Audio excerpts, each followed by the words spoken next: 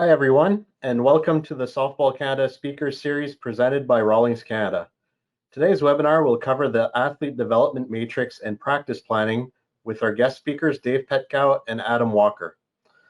Although the softball season is currently suspended due to the COVID-19 situation, we are happy to have the opportunity to engage with everyone listening at home, and we hope you'll enjoy listening to our great speakers. Bonjour à tous et bienvenue à la série de webinaires de Softball Canada présentée par Rawlings Canada. Le webinaire d'aujourd'hui couvrira la matrice de développement des athlètes et la planification de séances d'entraînement avec nos invités spéciaux Dave Peatkau et Adam Walker. Quoique la saison de softball est présentement suspendue en raison de la situation COVID-19, on est heureux d'avoir la chance de nous engager avec vous et on espère que vous aimerez écouter à nos excellents invités.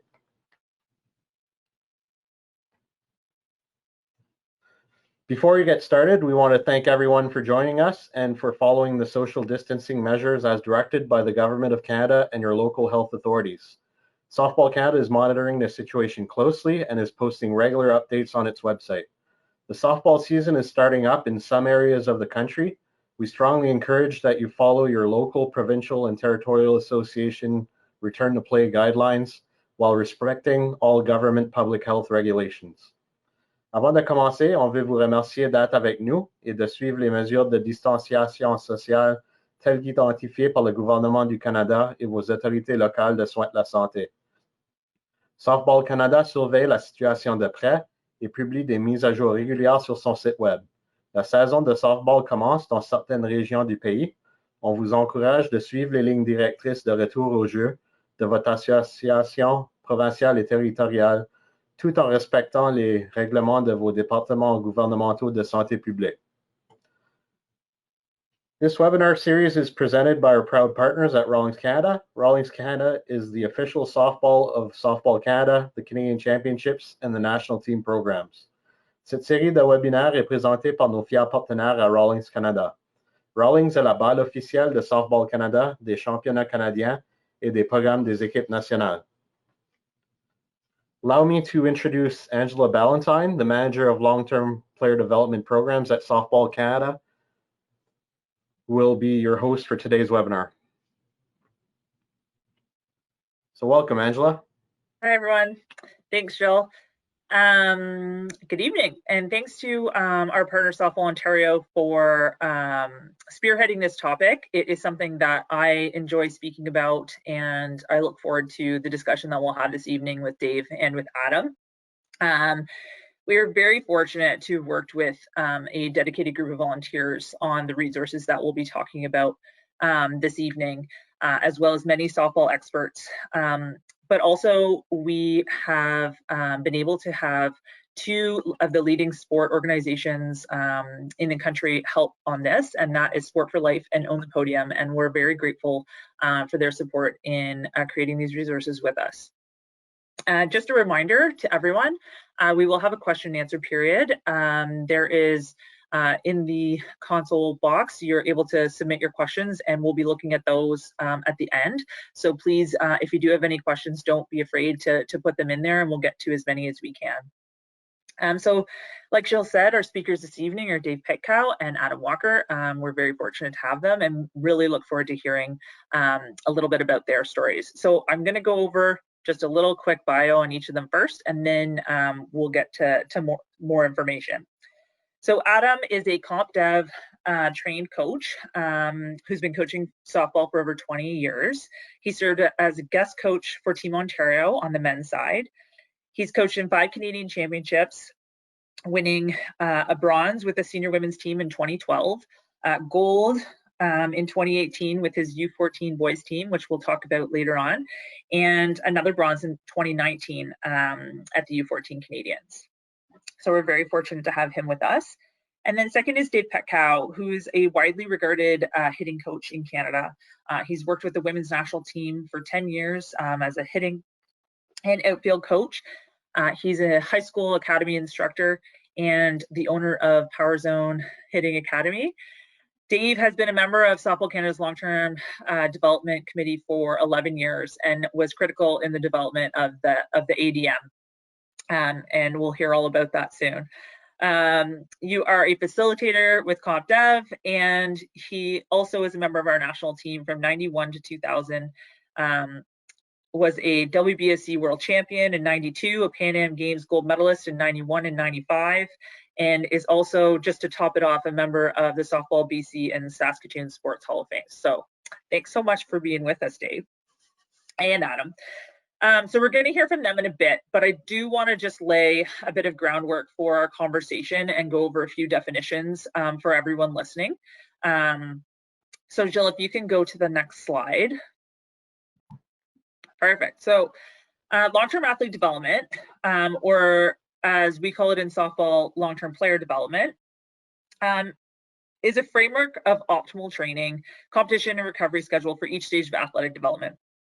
So Sport for Life tells us that coaches who engage in LTPD and its practices are more likely to produce athletes who can reach their full potential. And this is really important for what we're all discussing today. To the next slide, Jill. So this is Softball Canada's long-term player development framework. I'm hoping that most of you have seen this before. It is on our website and the majority of PT or Province and Territorial Association websites as well. The one thing that I really want to take note of this evening, and something that may be new to you, is the distinction between the building a solid foundation and the podium pathway.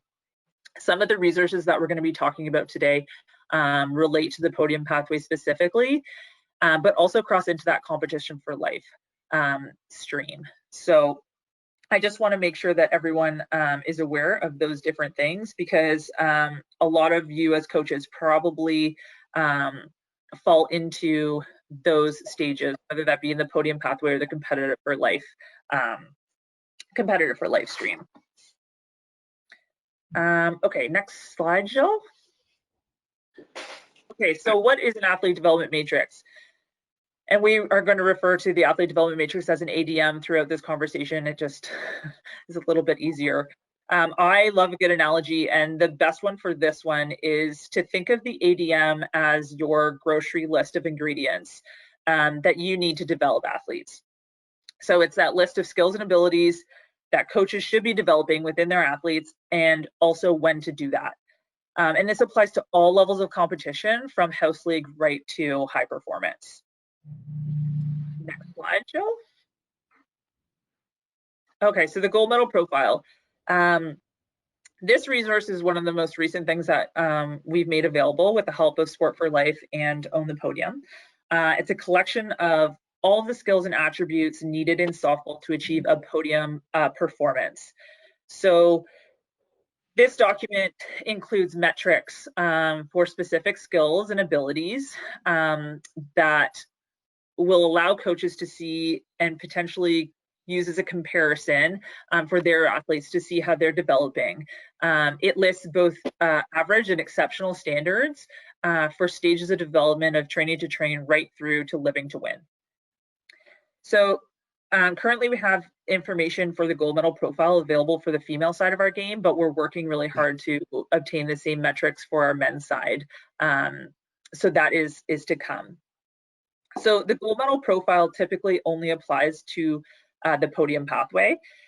And like I was talking about before, that podium pathway describes softball's excellence stages of long-term athlete development. So the train to train, train to compete, learn and train to, I'm looking at them too because there's a few, learn and train to win, and living to win. And what Softball Canada has done is made this available to all coaches as a resource, because we want you to be able to see what the metrics are that we're tracking.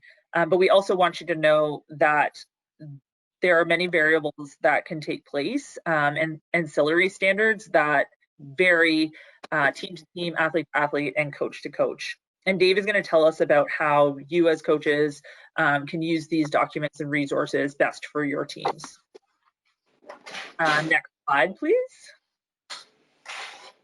So yes, this just again is a visual for you to see that we're going to be talking about predominantly athletes within the competitive for life or podium pathway, but that doesn't mean that the resources that we have don't apply to athletes at any stage of development. And one more slide, I think, Shell, for me. So before we go further with Dave, all of these resources that we're going to be talking about this evening are available for free for everyone to download on the Softball Canada website. So our long-term player development guide, the athlete development matrix itself, the gold medal profile with the female standards, and then specific stage-by-stage gold medal profile coach resources that are all free to download and use for each and every one of you. As well, we do have a video explaining a little bit more in detail what the athlete development matrix is and how you can use it. And I encourage you to watch that video, share it with other coaches, parents, athletes, and people within your associations to give them a real idea of what resources are available to them and how they can make use of them. So without further ado, I'm going to invite Dave back, and Dave is going to walk you through how to use these resources. Thanks, Dave. Hey, how you doing? Hello, Good. everybody.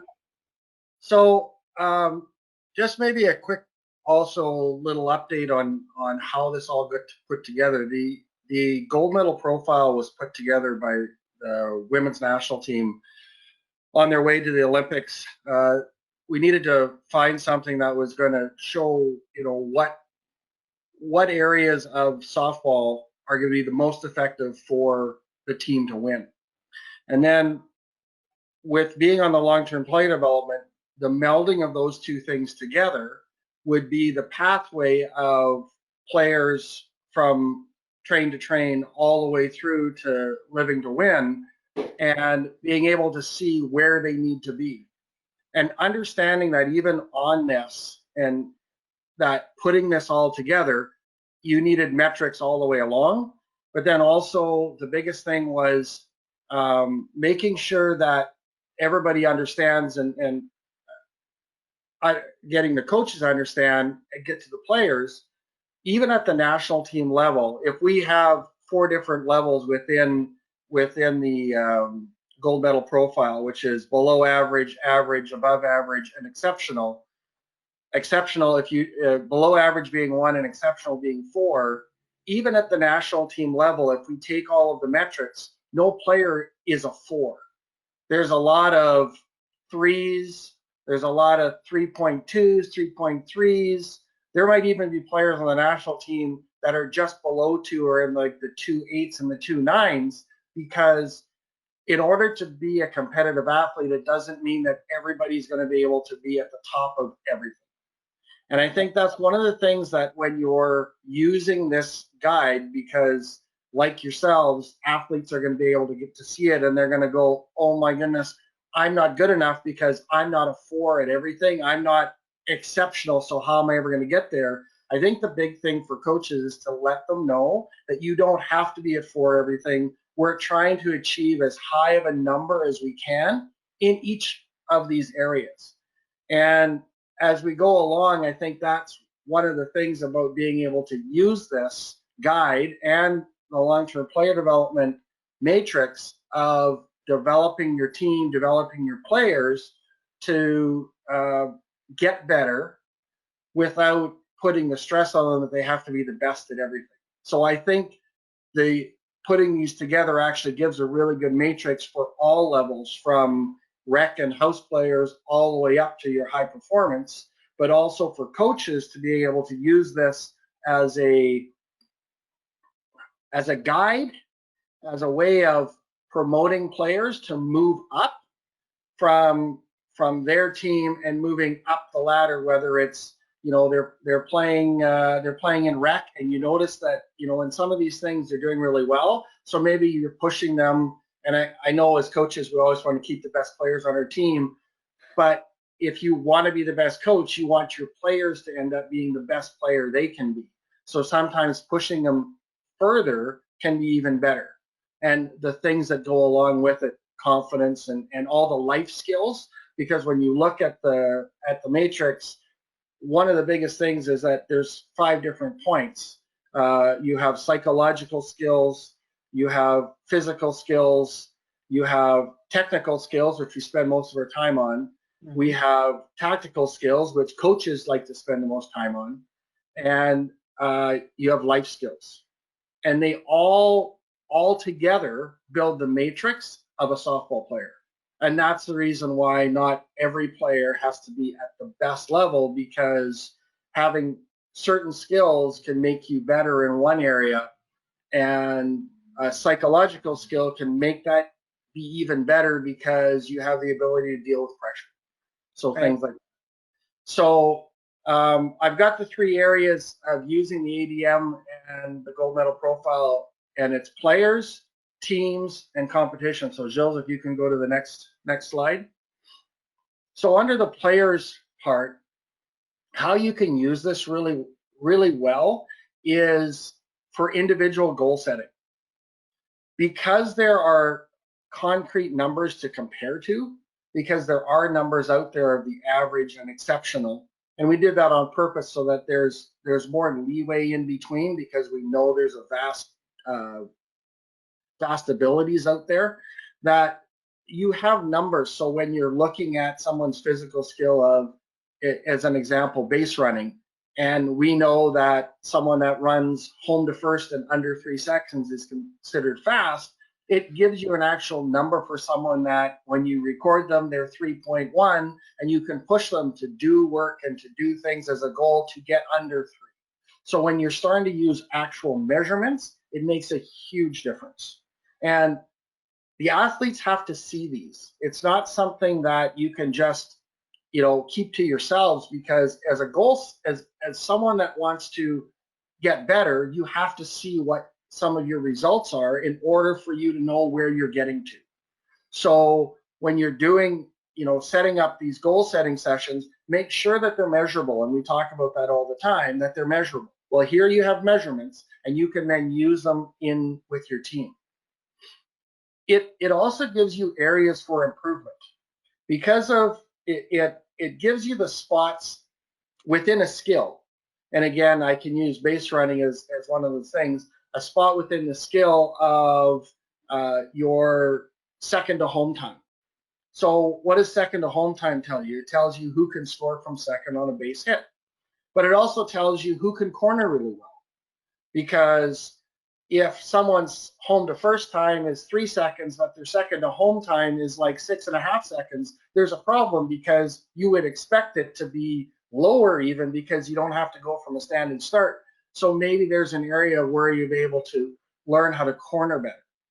Or the opposite can also happen, is where you have someone that's really fast second to home, but slow getting out of the box, and their times to first seem off. Another way of being able to take these numbers, okay? But within each of these areas, not just base running, you have hitting, you have pitching, you have all the technical skills. You also have all the psychological skills of being able to deal with pressure, how each athlete deals with different things that come up through the game, not just pressure, how they deal with coaches, how they deal with their own personalities, deal with their own players, is a whole thing of how each player has to be able to find areas for improvement. And again, this ADM gives you all of these different areas that you can see where they're supposed to be at. Physical, their actual physical training, their strength, their endurance, all of those things are there measured to give you an idea of how much they could improve, but it gives them starting numbers so that you can work forward. And then being able to take those things and apply them to, okay, well, my physical skills are getting better. Are my technical skills also getting better at the same time? Because there is a correlation between those. And then, of course, there's life skills. All of those things, including, hydration and sleep, and, probably with our millennials out there now, it's the life skills sometimes are some of the things that they're lacking on, because they're spending too many times with their thumbs and not enough times thinking and doing things, which you, as coaches, that when they're on the field, it's how quickly they think and they see plays happen and how they take advantages of different things, okay? And then even going forward with the players, it's year-over-year skills. So from one year to the next, how much did I improve? And now do I need to set new goals for the next year because I've achieved some of them and now there's other areas I need to improve. All right, next slide, Jills. Awesome. Now for your teams, now you're running the team, what does this help? Your yearly plan. It gives basically all the different areas of your, within a softball, all your different skills, all your tactics, and you can start devising a plan. Sometimes if you're just starting off with a whole bunch of new athletes, it becomes tougher because you don't know them. But as time goes on, as you're growing with those athletes, it becomes easy for your yearly plan because you can see where you're going. Team goal setting, just like individual goal setting, it allows you to be able to do team goal setting of what you want to accomplish as a team, because it gives you areas where you can help your team get better. And it allows, again, to set more focused, focusing more on the process of getting there. That leads to the better outcomes. Instead of saying, we want to win the provincials this year. Well, how are you going to get there? Well, if you look in the ADM, you can see different areas that your team might be weak on. And if you improve those areas, the rest of it starts looking after itself. Okay. And that also goes into the next point about identifying areas for team improvement. Makes a huge difference for you being able to see where you're, where you might be lacking and where you need more improvement, especially once you start getting into games and we get into competition. You'll see how these all start relating to each other. And it's not just improvement in one area, it's improvement in all 5 areas: the technical, the tactical, the physical, the psychological, and the life skills. Next slide. And then we get to competitions. And again, this, because some of the numbers that you get out of this, for instance, we tracked with our national team, you're always tracking batting average and slugging percentage and your pitcher stats. But the other thing though too about tracking some of those things, and which comes into the individual skills that can be measured and evaluated, there's other things, especially along, and you'll notice in the pitching portion, it's always easy one to relate, is throwing 2 of the first 3 pitches for strikes, or being able to throw 1 or 2 pitches when you need a strike instead of just 1 pitch. So those things, when you start measuring them in competition, you can start showing athletes where they can improve when they get to the competitions. It's really easy to do on the sideline. It becomes harder when you're doing it in the game. So that's, again, combining more of the, not just the physical skills and the technical skills, but also the mental skills. So, and it is important that you are tracking some of this stuff. And because it outlines, especially with the gold medal profile, it outlines what we're looking for at the highest level. Even at lower levels, that that's what's important. And sometimes we lose sight of what really ends up being important for us to be successful as a team in competitions, because we lose the fact of, oh, we just have to score more runs than the other team. Well, there's a lot of things that go into that, right? And then also in competitions, it's the tactical skills. That's when we get to actually start using those tactical skills and be able to evaluate them and measure them. And measuring them, how often is it working, right? We're learning the skill of pickoffs. So we keep track of how many times we tried to pick off and how many times we were successful. And that now starts weighing, am I spending too much time on a tactic that doesn't work? Or am I spending not enough time on a tactic that we keep having problems with? So those are the ways of being able to use that in the competition, being able to use your ADM in your competition. Do I have one more slide? Or is that it? Oh, there we go. So the important aspects of the ADM for the coaches, and we've kind of gone over this, the skill development sequence. So that's introduce it, develop it, consolidate it, refine it, and maintain it. And they sound pretty self-explanatory, and they've been outlined in there exactly when the best ideal time to do some of these things. Again, depending on your team and depending on the player, sometimes age specific, it's more about their ability to be able to handle the situation. Have they been doing it earlier? At what level are they at? A rec team or a B team or an A team could be at different levels, even though they're in the train to train or learn to train stage, right? And I mentioned a few times about the segment model, and the biggest thing is making sure that within your yearly plan that you are actually looking at all 5 of those areas. You're not just looking at technical and tactical, because as coaches, that's what we like to do.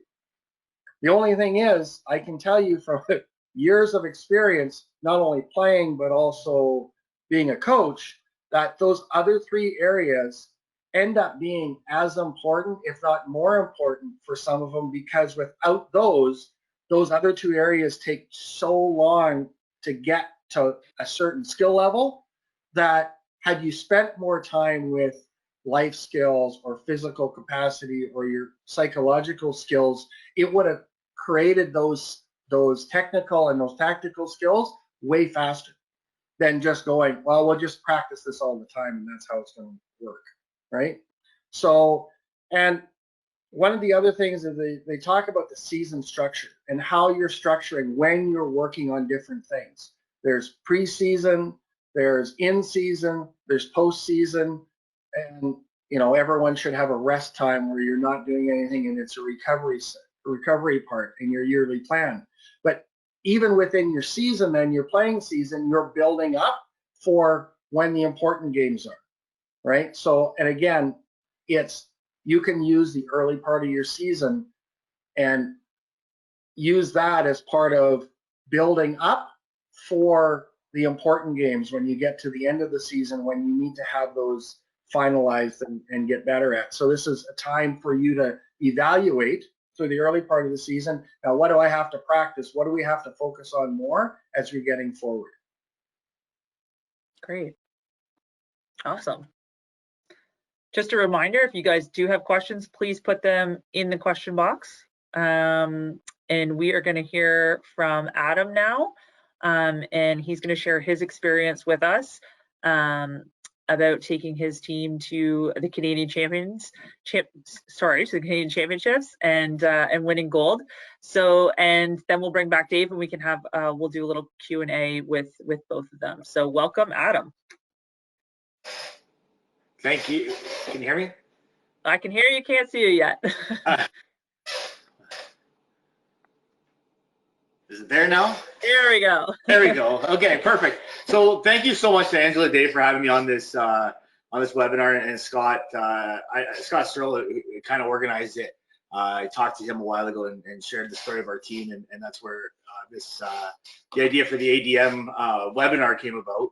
And I think the biggest thing that we did with our team, and I want to share with everybody, is especially at the younger age groups, the focus really needs to be on development. We focus too much on winning sometimes at younger ages, and I've been guilty of it before too. I remember the first time I coached a novice hockey team, winning an OMHA championship was the most important thing in the world. Developing our athletes and coaching to develop is really, really important.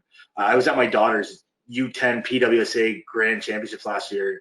It was a nightmare watching some of the parents and how some reacted, and you could really see the focus was on winning at some of these younger age groups and not on developing. And the more we focus on developing, I think the more fun the kids can have.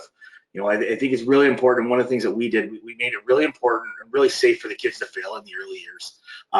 The more the kids are able to fail, the more that they're willing to take risks, to make great plays. One of the guys I coach with has a great saying is, the athletes never perform well when they're wearing their shoulders as earrings. And it's one of the things we really try and kind of live by is, to let the kids succeed along those. So I guess a little history on our team that we had and where we used the athlete development. We started with a group of athletes that back in 2015 they played hardball. and for the majority of these kids, we went 1-34 that year. I think we got mercied 18 times. Going to the park was absolutely no fun. A lot of the kids were ready to take up golf or take up other summer activities, go to the cottage. The parents had had enough. It wasn't a lot of fun. And I was lucky enough to have another parent there, Shauna, who has the same passion for softball as I do. And we talked about maybe throwing a team together. She claims it was her idea. I claim it was my idea. She's probably right because she usually. You know, and two of the things that I took away from the hardball team when I was coaching that and helping, trying to help out, we weren't strong fielding ground balls, and the strategy at that point in time was, well, let's just hit it harder at them and hope they learn to get better. And I'll never forget one practice we had where it went an hour late, and there wasn't a lot of structure to the practice. It was just a batting practice. And one of the parents asked me after, he said, my son sat out in right field there for the last hour while everybody else hit, and didn't touch a ball in the whole hour, and he sat there talking to his friends and really didn't have a lot of time, where he got a lot of value out of that practice. So when Sean and I talked about putting this team together, we wanted to give the kids as much value as we could. We really wanted to have a lot of structure to the team, and we want to have a goal in mind. We want to start with the end in mind of what was our goal that we wanted to get to. So we, at that time, in 2016, we were a U12 team that we put together. And we were lucky to have some great support in our area. Guys like George Ryder and Dave Bourne and Peter Timpf really helped us out a lot. And we created a 3-year plan. And in that plan was, year one was going to be an introduction year, and then to a development year, and then year 3 was our goal to hopefully reach a national championship. The one thing that we wanted to learn was each year, what were the skills that we were going to teach each year. And as we went through this season, we wanted to make sure that by the end of year 1, we had all the skills that we needed to move into Pee Wee. We were going from a small ball to a big ball. And I'll never forget some of our first practices. These kids legit had never thrown a softball. I remember doing a box throw going around like 3 times. It was unbelievable. I remember our first pitching practice that we had. George Ryder, I think he spent more time going out for fresh air because he was so worried that our pitchers were going to continuously be hitting the fire hydrants or the fire alarm. So he was going for fresh air about every 5 or 10 minutes, and it was a little bit stressed out. And those that know George know what he's like when he gets a little stressed out. But we can't thank a guy like him enough. He really worked with our pitchers, and overall we made it a safe place for the kids to fail. And we tried our best not to react, to game progress.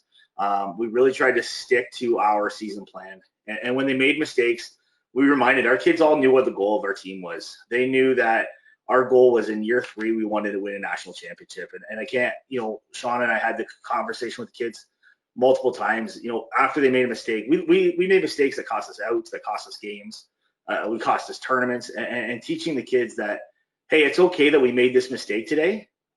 What's our goal? And we want to win a national championship. Did your mistake today in U12 cost us a national championship? No. Well, letting us learn from it. And the more that we could learn from those things, the better it was going to make us down the road. And it was so important that we were able to do those things.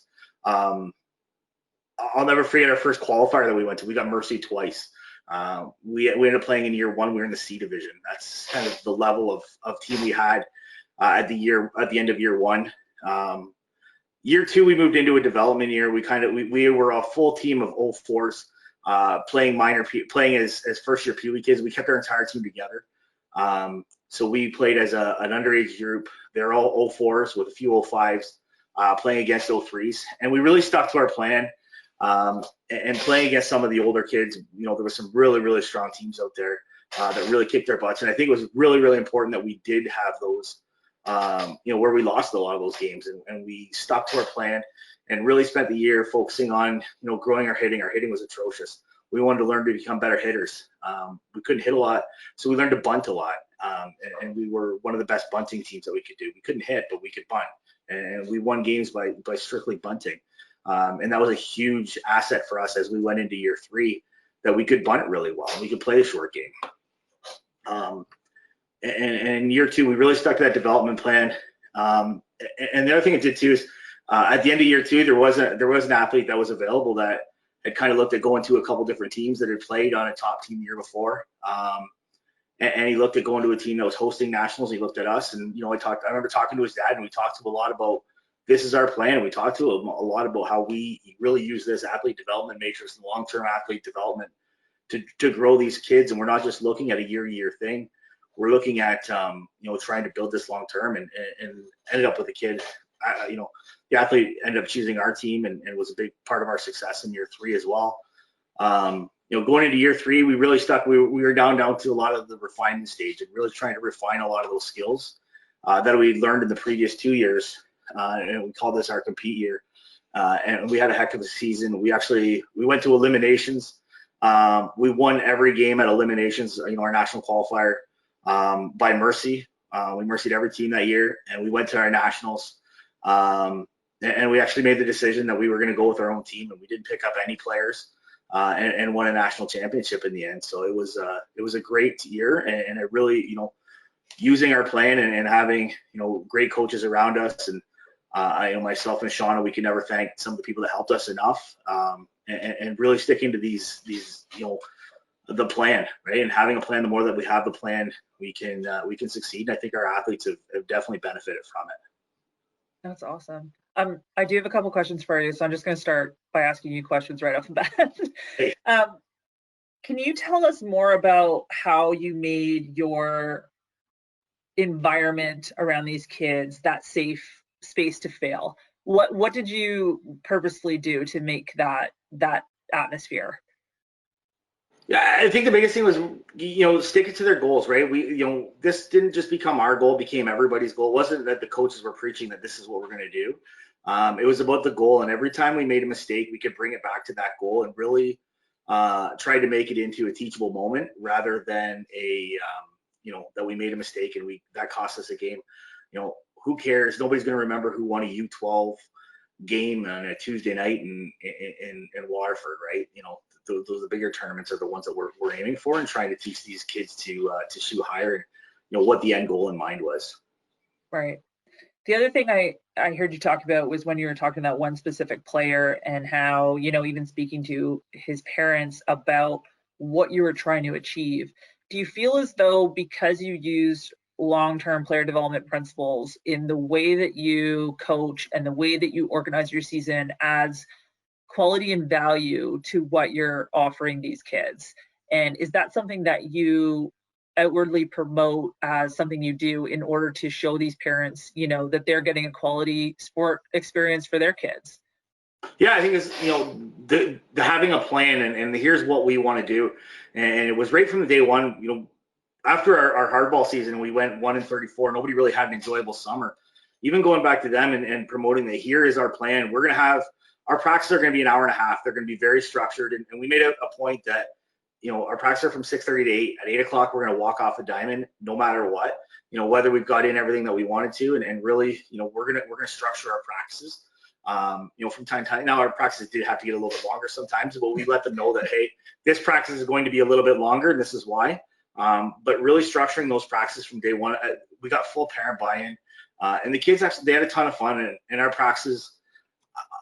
We were probably one of the only, our Pee-wee practices when we were a U14 team, we'd walk off the diamond at 8 o'clock, and the kids would stay out and they'd throw a ball around, or they'd want to do extra batting, or they'd want to sit in the outfield and chat. And we were probably one of the only U14 teams that had a cooler fund with, cold water to sit around a pickup truck at the end of practice with. That's awesome. I do want to ask you, have you had other coaches within your association reach out to you because of what you've done here and how you've, turned this team around, for lack of better words? But the success that you have you had other coaches reach out and be like, what are you doing differently? What is your plan? How are you doing it? And how can we learn from you? Yeah, so our team is our association. We actually don't have an association. We're just one team that we created. So, but that being said, my daughter's team, I spent some time working with them, and they got a great coach there that's always trying to learn and spend some time going through. And we're going to try and take them on a similar path of what we did with the boys, with the younger girls. That's awesome. That's really great. Okay, we're going to bring Dave back because I have a couple questions for both of you. So just give him a second here. There you go. Hi, Dave. Okay, so my question for both of you, and maybe we'll start with Dave. for coaches that maybe this is their first experience with an ADM or long-term player development, where do you suggest they start? How do they get to where Adam was with making a plan and having those goals? What can they do? What are your first steps? Well, I mean, for coaches that have a team and, you know, or it might be a little bit tougher if you don't know anybody, but if you've had a team for a while and you want to use this to make your team better, I think the first thing is to go through the ADM and look at the different areas based on your at the level that you're playing at. Where are you matching up to? You know, are you introducing or consolidating or refining a skill? And if there's skills out there that you aren't to that point yet, those are probably areas that you need to improve. And listening to Adam talk, I mean, he talked about the fact they couldn't pick up a ground ball. Well, it makes it really hard to get anybody out if you can't pick up a ground ball. So you need your pitcher to strike everybody out. So you then have to make a choice. You have to either have a pitcher that's going to strike everybody out and nobody else gets to touch the ball, or you have to learn how to catch a ground ball so that you can then get people out. And it's kind of funny how Adam mentioned that, because I know that one of the things that I always tell younger athletes is that they all want to hit, because everyone loves to hit. But what they don't understand is that if they're standing on the field because they can't catch a ground ball and get anybody out, they never get to hit. So I use that as that other side. Well, if you get really good at this, you get to hit more. So spend more time catching the ball and throwing the ball and learning to do that. So I think for those coaches that have a team, it's going through all of those different levels and seeing where you're at and what you need to be planning for the next year. Right. Great. What about you, Adam? What would you suggest coaches do right off the bat if maybe they haven't used this to plan? Yeah, a lot of what Dave's talking about. The only other thing I would add to that is goal setting. I think goal setting is so important, especially with your athletes. You need, none of this works without athlete buy-in. The one thing I should have mentioned through our team, we had the most passionate group of athletes that we could ever coach, and that makes life really, really easy when you've got a group of athletes that love the game as much as they did. But it's got to be about their goals. Right? We're never going to get a kid that wants to improve his bunting if he doesn't see any value in it. We've got to, the more that we can get their athletes buy-in and what are their goals and what kind of things do they want to improve on, I think is really, really important in setting up your yearly plan. And just think, like our team this year, we've got a group of athletes. Hopefully we'll get to play one day, but I got a kid that was drafted the OHL this year that a lot of this stuff really doesn't matter. His goals are way different than a kid that, I've got another kid that's living here from another country that wants to play on the national team. Their goals are a lot different. We need to make our season. We need both of those athletes to win. So how can we design our yearly plan and our athlete development matrix to make both of them happy? For us to have success. Very good point. Okay, so this is a question for Dave and Adam. You can chime in if you guys do this, but when you were talking about athletes and specifically in relation to the gold medal profile and capturing those metrics year over year, how often should you be tracking those stats and metrics? I mean, in order to have goals, you have to have a starting point. So definitely at the beginning, right at the beginning of when you're putting your team together, I think it's important to get some of those metrics so you know where you have a starting point. I think as you get to, depending on how long your off season is how much you're working, I think partway through your off season, if you have a longer one, if you're a high level club and you're starting in September already to train to get ready or October and you're getting ready for April, I think halfway through that, and then again right before the season starts to see where they've gotten to. Some of the metrics you might not get until you get into the season, right? Depending on which metrics you're looking at. But if you're looking at, technical skills and physical skills, you definitely could be doing those 2 to 3 times. And it's not like you have to dedicate all of that time to doing it. Okay, this day we're just going to do testing. You could go through the year, so every 2 weeks you do a test. You do your beginning ones, and then every 2 weeks you do one just to make sure that you're keeping up so that they have a running total of where they're at. And you can do mini ones, so it's not the full testing, but it's something to show them that they're getting better. So without that feedback, they really don't know where they're at. Right. What about you, Adam? Do you guys do stat collecting and metrics? Yeah, we do all, we obviously a lot of stats are game changer. Through the gold medal profile, it's not something we've really, it's not really a thing on the men's side as much as it is the female side, but it's something that we had built in this year that we were hoping to do a little bit more of. Yeah. It's not something we've had a big part of our program too much. Yeah, this year's thrown everything for a bit of a loop, so. Okay, so if you could pick one piece of the ADM or long-term athlete development that you think is most valuable, what is that to you? Ooh. Adam? Hard Go question. ahead, Dave. What is the most important? I don't know if I could pick a most important thing, because just like the ADM, I think is a living document that's going to evolve. I think it's the same thing on finding it's what's most important for each program. So I can't say the most important thing for one program is going to be the same for somebody else. I mean, just like Adam, you had athletes coming from baseball that probably had to learn rules. Well, some of the rules are probably just as important to learning because they had to know what was going on. So I think, and this is where a coach actually gets to spend most of the time being a coach and being able to make players better, is by the fact of looking at it, analyzing it, trying it, right? Different areas, and then looking back at it. Is this working? Okay, now what else can we go after? I think the one thing that probably is the most forgotten of all of it is probably the life skills. Right. That would be the one that I think is, it's hard for a coach to do that, but it's really good for you to keep bringing it to the forefront for athletes so that they're getting those life skills that they need, because that is sport for life.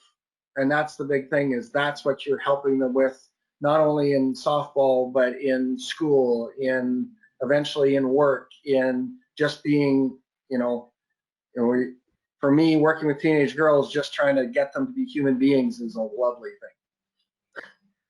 thing. Fair enough. What would you say, Adam, maybe was your biggest challenge when trying to implement these new ideas? Maybe I say new, but this new kind of plan for your team. Obviously, you're changing sports, so that's one challenge. But did you come across any struggles when you were kind of implementing this new plan? I think the biggest challenge might be sometimes we want to get game specific, right? Something went wrong last game. We want to fix that. Right. I give an example of a rundown. I remember we had a rundown once with a runner between second and third, and both runners ended up scoring, and we lost the game because of something, but it didn't end well. And building that in, we haven't worked on that. That's not a skill that we worked on, and Right. so that's built in later in our season plan. So sticking to that season plan and not just being reactive to, well, this happened bad last game, we really want to get to that now and go and learn that skill today because it happened. Really sticking to that plan. And I think that's the biggest struggle, and the competitiveness, wanting to win it gets to you. And we need, something's broken, let's fix it right away. Yeah. Taking that long-term plan and this is where we need to get to by the end of the year.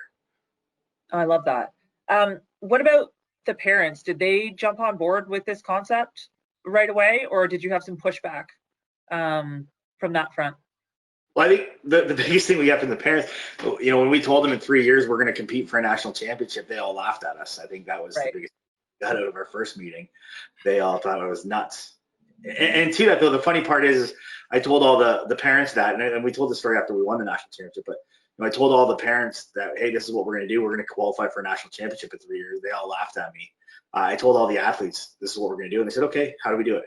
And Right. the way we, it's funny, the perception from kids versus the parents sometimes. And sure enough, you made it happen. Okay, so I just have a question from Ryan, and it's not directed to either of you because neither of you know the answer. But he's asking when the standards will be available for the male side. So the short answer is I don't know. We're working on it. We are collecting as much information as we can, but this year has definitely thrown a bit of a wrench into the works, but we are working diligently to do that. Dave, do you think you can talk about maybe how the male side of the game could actually utilize what's there for the gold medal profile, even without specific metrics in it? I think at the beginning, and you know, part of the reason why on the female side it was I want to say easy, but we had more information is because I was lucky enough with running a high school academy, using the same metrics from the national team and transferring them back to a high school. So it was easy to get numbers that were compatible. I think the biggest thing on the men's side is team, you know, all the teams, the metrics are going to be the same. The same kind of testing applies across the thing. And I think it's for teams to start actually putting those numbers together and be able to start sharing them so that we can get them together to see what it is. I mean, as time goes on, we're going to be able to get some more numbers, but I think the metrics all work along the same line. I think it's being able to put those numbers in. But some of the metrics that aren't, you know, where you have hard numbers, you know, again, I'll go back to the pitching. It's always the easiest one. Throwing 2 of the first 3 pitches for strikes. It doesn't matter if you're male or female. That makes a big difference to any pitcher being successful. So looking at those different metrics that are there and start applying them to your teams, I think is important, right? It's being able to start measuring them so that you can start making comparisons. Right. Great. Awesome. Well, guys, this is fantastic. Oh, we have one more question come in. Just 1 second. Oh, it's not even a question. It was just a huge compliment to Adam. So, Adam, your guidance helped the team go to the Eastern Canadian Championships. So, thank you so much. You're a great help. That's great. I love comments like that too. We love supporting our speakers. So, good job. I think the other thing, what Adam said about how he got the kids to buy in and how the kids buy in and it's about the kids, I think it's so important, is that not every kid is probably the same.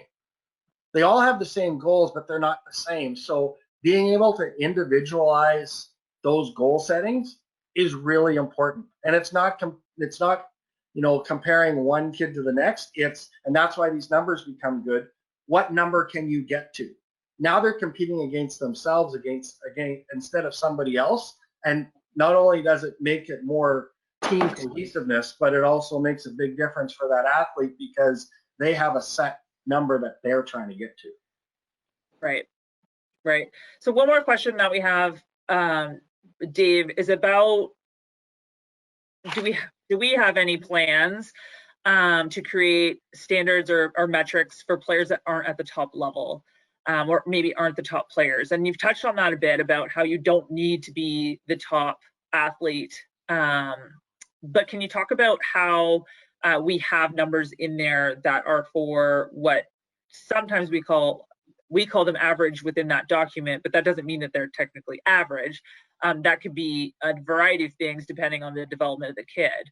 So I'm going to ask you to touch on that, but also I just want to ensure that we don't do standards for any stages lower than train to train.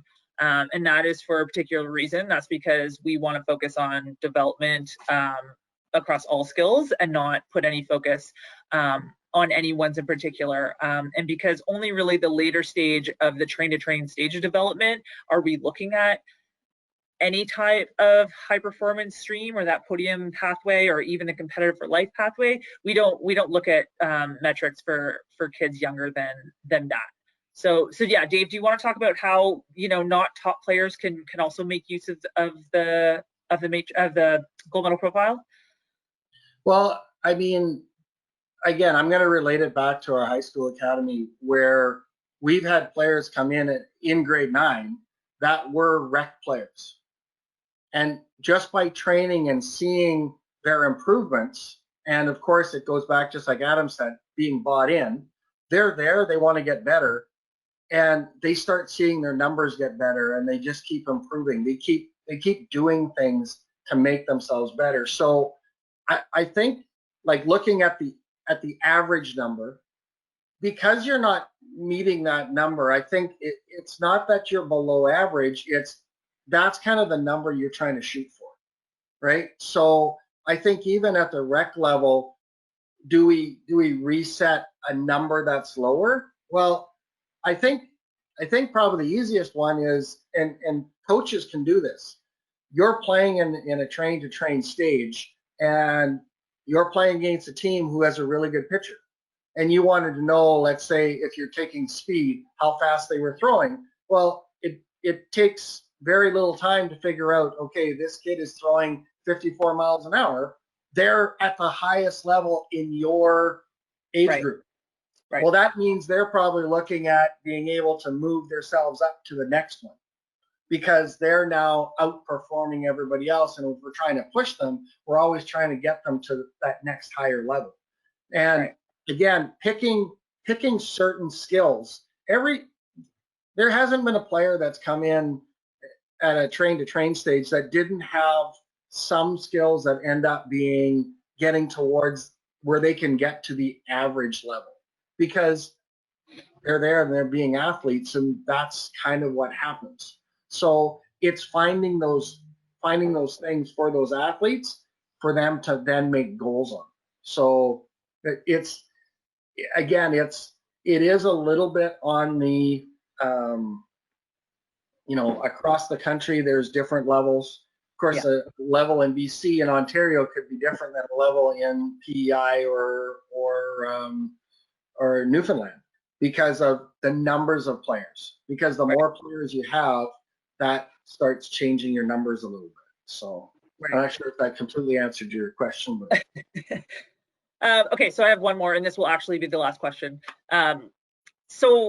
And Adam, you can talk about what you do with your team too, but how often do you reevaluate the skills you've taught or your goals in order to look for that improvement? So maybe, Adam, do you want to talk about reevaluating your goals? Do you do it year over year? Or do you look at those halfway through your season? We definitely, for the first 3 years, our focus was all the same. Last year we had to go back into a year where we kind of had to reset those goals, because we were now going to be the younger players playing against the older ones again. So year to year, we kind of reset of what is our team goals and what is our individual goals. Gotcha. And Dave, what would you recommend in terms of like those specific skills within the gold medal profile? How often would you reevaluate those? I think it's the same thing what Adam says. I think it's probably a year to year type of thing, where there's going to be some reevaluated. I think the other thing too is even within the ADM, there's areas like in some of the spots you talk about being able to play more than one position, and versatility and some of those things that I think we fail to understand sometimes how important they are, right? Yeah. So I think there's so much in there. Sometimes coaches can get a little overwhelmed that, oh my God, I want to be able to do this and do this, and I want to do this and I want to do this. We only have so much time. So a lot of it then comes down, and I don't know how much Adam, sends homework, softball homework back with the kids, but that's part of it, because it's helping them design stuff so they get better, because you don't have enough time as a coach to work with each individual player to maybe get them to their goals. They need to either be doing it on their own. You need to engage their parents to help them. You need to engage them to go maybe find extra instruction, or finding somebody else to go work out with, because it's what they do on their own. It's not just you having to dictate everything. And I think, the way Adam describes his players, it's probably not hard to see them going out and doing the extra stuff, because they're doing it after practice already. Right. Great. Well, thanks so much, gentlemen, for being with us tonight. Your knowledge and experience has been incredibly helpful for, I think, all of our listeners. We loved having you and loved hearing from you. And I think if anyone has any questions and they want to put them in the box, I'm sure either of you would be happy to answer them afterwards. I'm telling you, you're going to do that for us. But yeah, I really appreciate it. I learned a lot, and thanks so much to all of our listeners. Awesome. Thanks for having me. Thank you.